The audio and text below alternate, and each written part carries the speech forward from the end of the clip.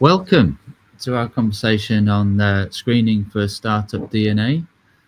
I'm joined here by three professionals from the Funded Club team. I'm Ray Gibson, the founder and chairman at Funded Club, working out of Amsterdam, and happy to join you today. And I'll ask our team members to introduce themselves briefly. Maybe Jill, if you want to go first. Yep. Hi, I'm Jill McLaughlin. I am the VP of Customer Success with Funded Club. I work closely with our team of global recruiters to support and ensure successful delivery to our customers of startup candidates. Super. Sonia? Hi, good morning. I'm Sonia Mead, based in the United States. I've got about 15 years of talent acquisition experience, and I work with Funded Club to partner with our startup candidates, mostly on the technical recruiting and sourcing side. Superb. And Edie, you're in Europe. To Hello, balance yes. things up. Yes, I'm Edie Szarvas. I'm based in Hungary, Central Europe. I've been doing HR and recruitment for 10 years now, and I'm focusing on tech and finance positions to support our partners. Okay, fantastic. So, plenty of experience on the call, and we're looking at how we can advise folks to screen for startup DNA. Let's just go back a step and think about candidates generally. Sonia, if we could start with you, what are the first two or three things that you look for when you open up a CV or resume the first time as a job application, or maybe even a LinkedIn profile or an online profile for headhunting? What do you look for first of all? Sure. So the first thing that jumps out, obviously, is the format. Is it clean? Is it easily readable? Can I pull out the pieces that I need? Mm-hmm. Second thing would be the skill sets that I'm looking for. Have they prominently displayed those in the top of the resume so I can easily find them and match them to what I'm looking for the client? I think thirdly would be the bullet points. Are they in a way that they're displaying the actual impact that they've made in their role, not just canned bullet points that don't tell me much of anything? So those would probably be the first few things that I would dig into a resume before I go much further. Right. Okay. And if you see maybe some of that information initially, but it's not well organized, will you spend time hunting to try to find the rest? I mean, it may be a qualified or very qualified person that doesn't care too much right now about how they're viewed online, but maybe they're heads down doing something really great. Yeah, if it's somebody I've sourced and I feel like there's something there that I need to dig deeper, I will absolutely read a little bit further, dig further into their career history and see what they've done. I might go, if they've got some activity, if it's open source on GitHub, try to look at some of their GitHub activity. I might dig further on Google, do some Google searches, see what else they may have done, or look at their activity on LinkedIn, look at some of their posts or what they're associated with, and see if I can find more about them. If I do find them interesting enough that I really want to know more, and see if it's somebody that I can connect with and learn more about them. Okay, all right. Jill, what about yourself? I take a little bit of a different approach with the same ending results. I will look at the resume. I will pull up the resume, and if they have kind of that 7-second hit with their profile of must-haves and their current employment, then I will then go and open up their LinkedIn profile, and I'll take a look to see what consistencies or inconsistencies there might be between the resume and the LinkedIn profile. And then identify, their startup background. So generally speaking, with our customers, they're going to be looking for candidates who have startup experience, not always, but most of the time. And I like to see if they've been in a similar environment. So I kind of take more of that bird's eye view before then digging deeper into additional information, as Sonia said, into other websites and other resources to find their experience level. Right. Did you say 7 seconds at the beginning? Yeah. Yeah. Okay. What is that based on? So that's based on, Sonia and Edie probably see this, is, kind of this, the psychology around the resume review, and that a recruiter or hiring manager will take 7 seconds to review the resume, with the top third of the resume being the key real estate of information or content about the candidate. So, taking a look at, it's kind of more of just you train yourself to take a look at that and see what information that they're providing immediately, to get a sense of their kind of a readiness factor for our customer. Got it. Okay, thank you. Edie, anything to add here? That's quite some detail from Sonia and Jill already, but Yes, quite a comprehensive answer to your question already. I think I would add that because I'm doing a lot of headhunting and active sourcing for the positions that I'm recruiting for, LinkedIn profiles are very important to me. And so I always look at how detailed the profile it is and how much attention this person put into completing their profile, especially when it comes to the LinkedIn summary section and the technical skills, because obviously us recruiters, we are able to look at the technical skills as well as industry expertise when it comes to someone's profile. So these are very important, and I would encourage everyone who is open to further developing their career and who wouldn't be to complete their LinkedIn profile as much as possible and to list all the skills and expertise, especially when it comes to tech positions, tech stack, actual projects that they've worked on, actual tasks that they have undertaken so far, because the more detail there is, the better chances that we are going to actually get in contact with them and start having a conversation with them about the position. Right. Is it possible, though, Edie, especially for some of the technology professionals, that their online profiles on GitHub, Stack Overflow, even Reddit and other groups that they're on would be more active than their LinkedIn profile? Yes, of course. Especially if they have a stable career. So they wouldn't be focusing on their LinkedIn profile that much. I would say they would be sharing more information about the projects that they work on GitHub and other platforms.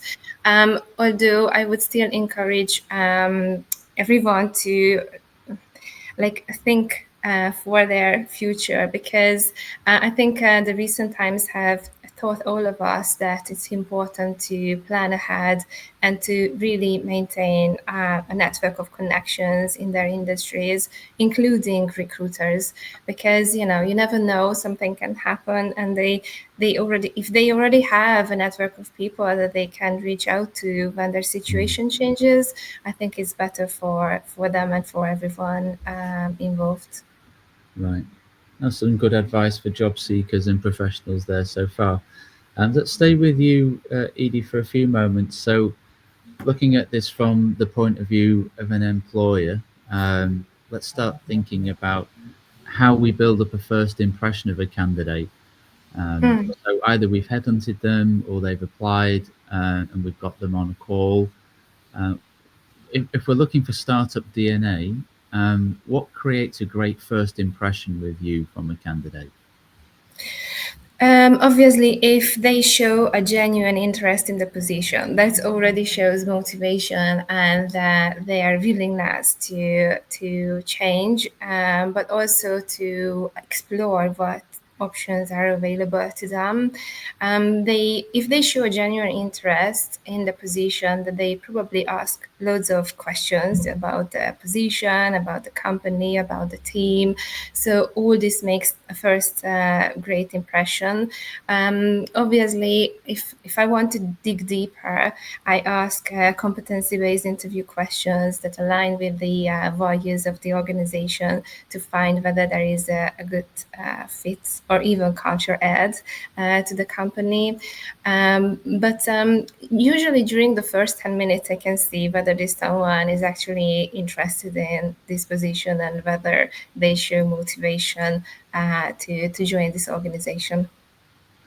Right, and that motivation or enthusiasm at the beginning of a call, how is that related to the startup fit or startup DNA?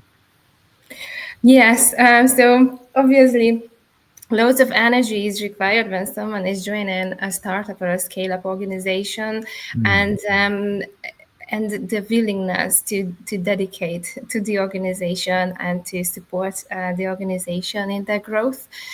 So that enthusiasm and motivation tells me that they are ready for a change and they are interested in this opportunity.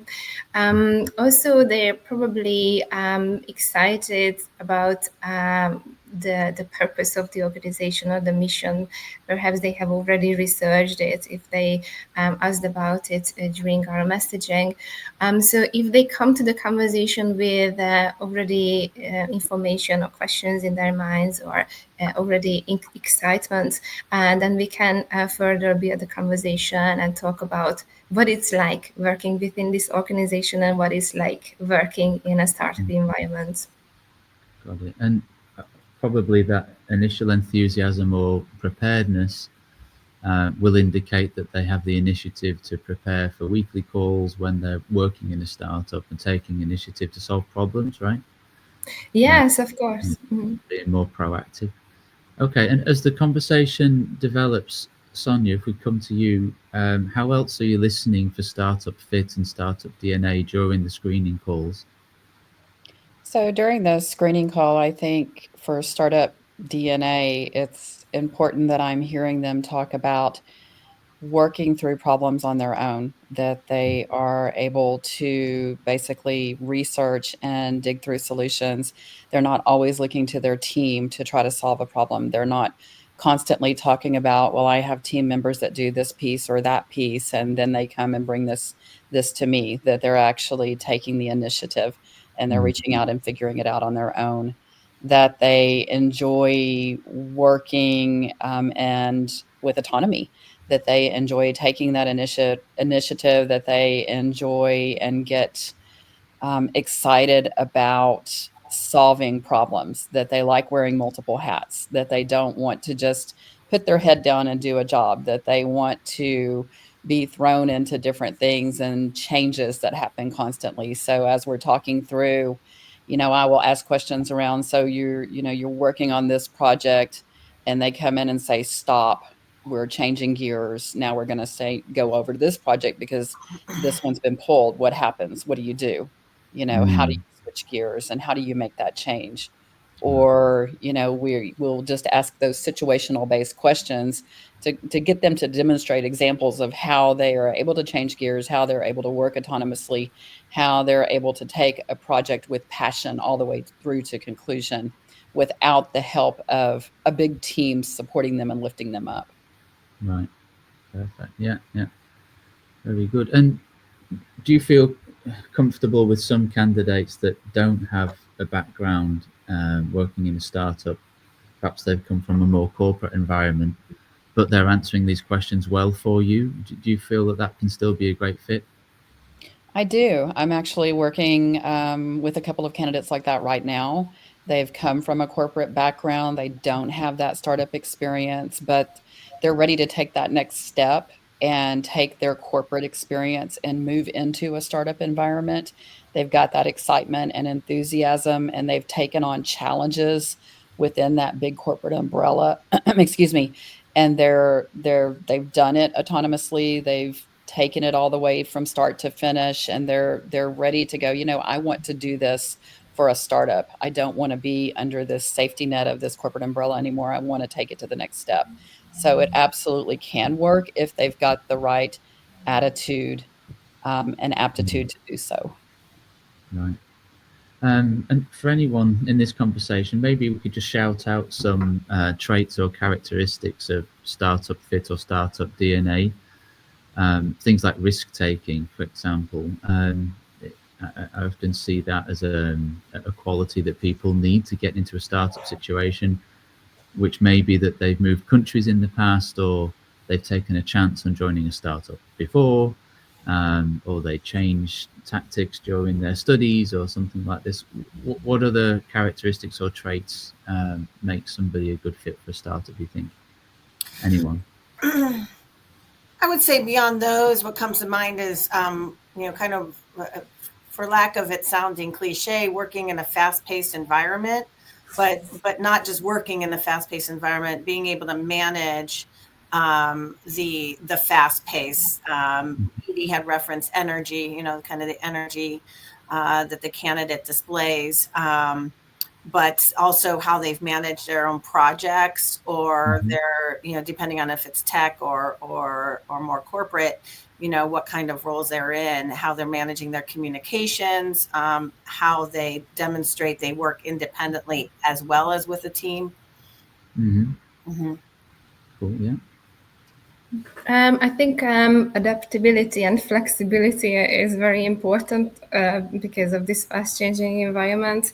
And so startups and scale-ups are looking for new team members who are comfortable working in this, and they don't see this as a threat or a stress factor.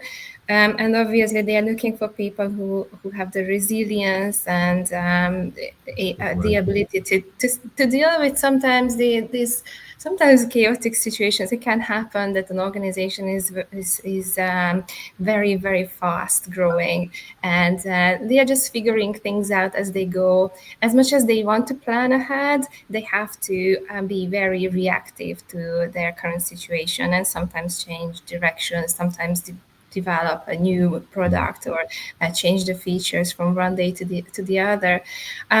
Obviously, they are looking for people often who are innovative or can think outside of the box and can add to their knowledge and expertise, and who is not afraid to challenge the thinking sometimes, because out of these conversations can come out really good ideas.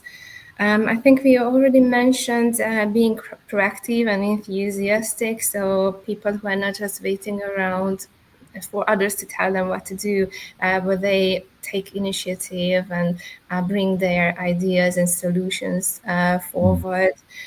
I've also seen an expectation for, how can I put it, optimism or positive thinking.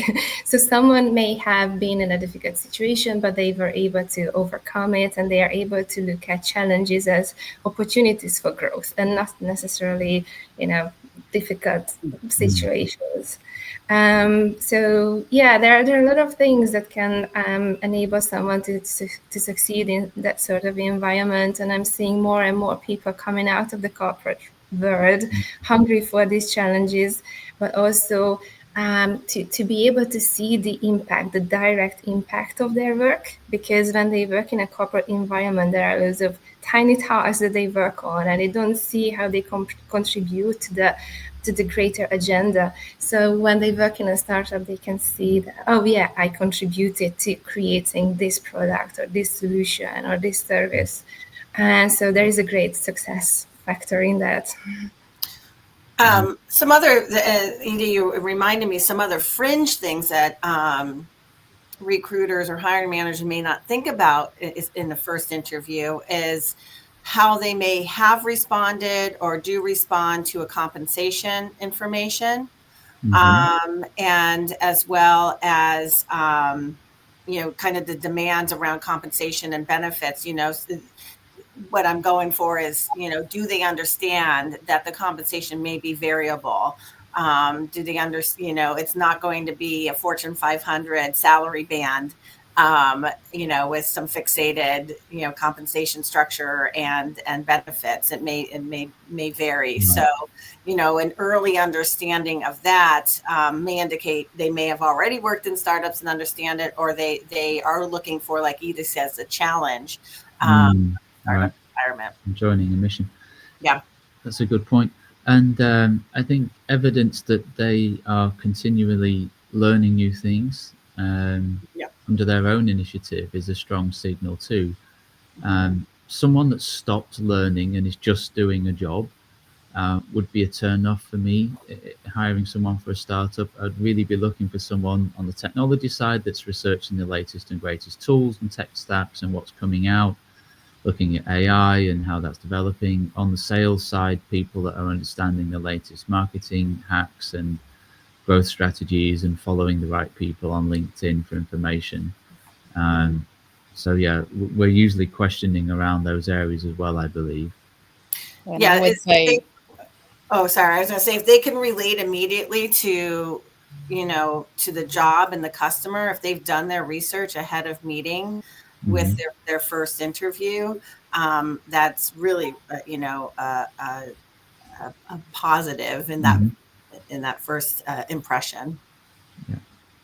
Sonia, I think you wanted to add something. I was just going to say, in a lot of startups, not every, but in a lot of startups, grit and thick skin.